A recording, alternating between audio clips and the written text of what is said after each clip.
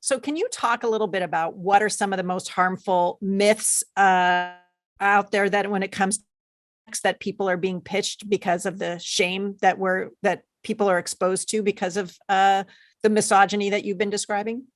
Yeah. So unfortunately, when medicine isn't having conversations or when society makes it too shameful to have a conversation, people are going to gravitate to those people who are. And unfortunately, a lot of people who are having those conversations are snake oil salesmen, or they're selling bad products. And, some of the most predatory examples, testosterone pellets is a good one.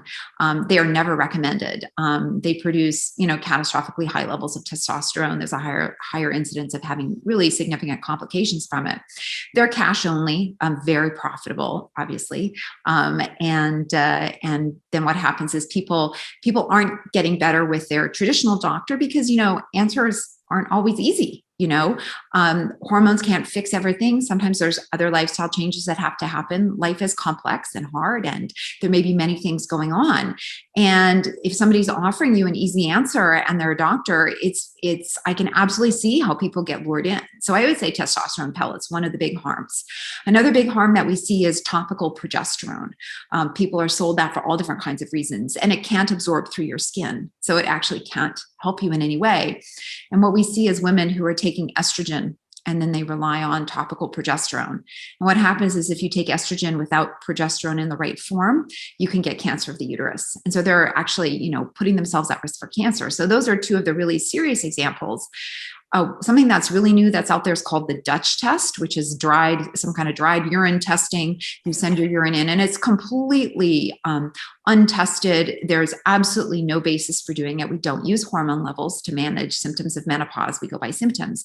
But people pay for all this complex hormone testing, and then they pay to use all these complex compounded hormones, which are also largely a scam.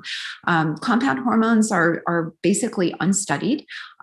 It actually takes quite a lot of science to figure out how to mix a hormone up with the right vehicle so it can absorb through the skin. I mean, you can't even do it with progesterone. So the idea that you can just kind of rapidly change the formula or titrate things is absolutely not based in the knowledge that we know about how to make these products. So people are opening themselves up to actually quite a lot of risk. And then there's all the supplements that most of them are unstudied. The few that do have some good data, I do mention in the book. But supplements are really largely unregulated. And, would you accept an antidepressant that had absolutely no studies behind it and no safety data? I don't think people would. So they should expect the same from supplements. Unfortunately, the government doesn't protect us that way.